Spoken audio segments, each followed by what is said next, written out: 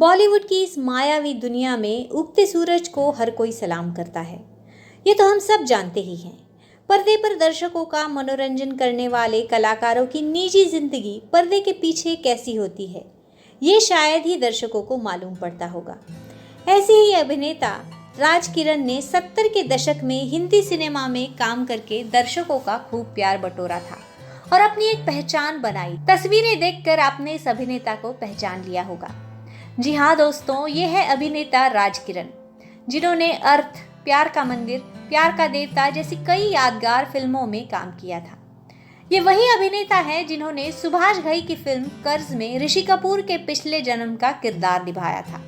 मगर आज राज किरण इस कदर गुमनामी के अंधेरों में खो गए हैं, इसका अंदाजा इस बात से लगाया जा सकता है कि इस अभिनेता की कोई खबर ही नहीं है कि यह कहाँ है।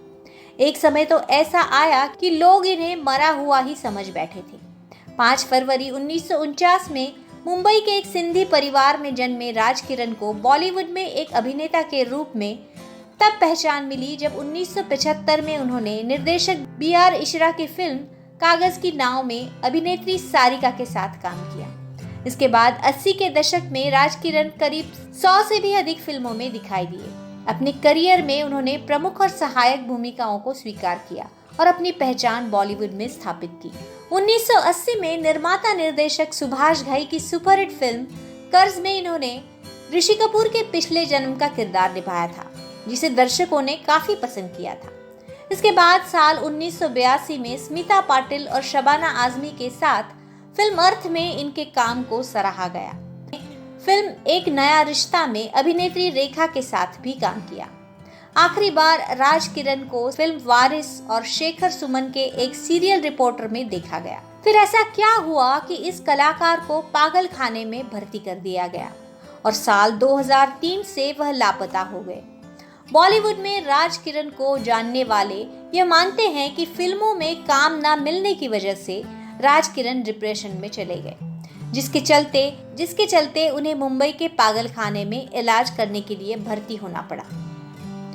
राज किरण की करीबी रहे निर्देशक महेश भट्ट ने साल 2011 में एक इंटरव्यू के दौरान कहा था कि जब वे मुंबई एक अस्पताल में उनसे मिलने गए तो उनकी हालत ठीक नहीं थी, वो डिप्रेशन में थे।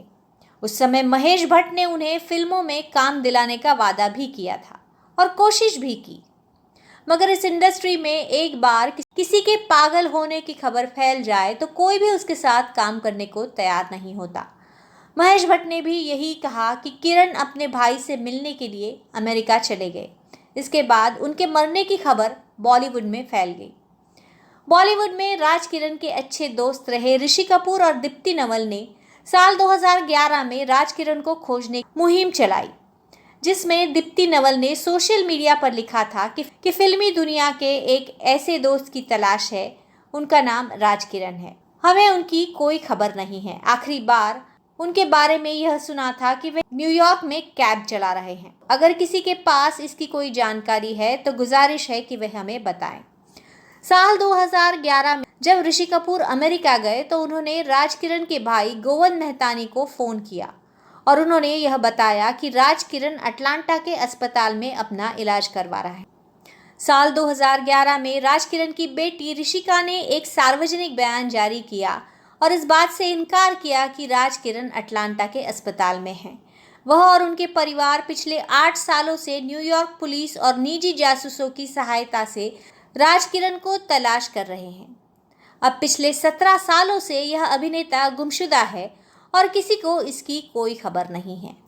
बताया जाता है कि फिल्म छोड़ने के बाद राज किरण के पास पैसों की कमी नहीं थी, लेकिन डिप्रेशन का इलाज कराते कराते सारा पैसा खत्म हो गया और ऐसी हालात में परिवार वालों ने भी उनका साथ छोड़ दिया।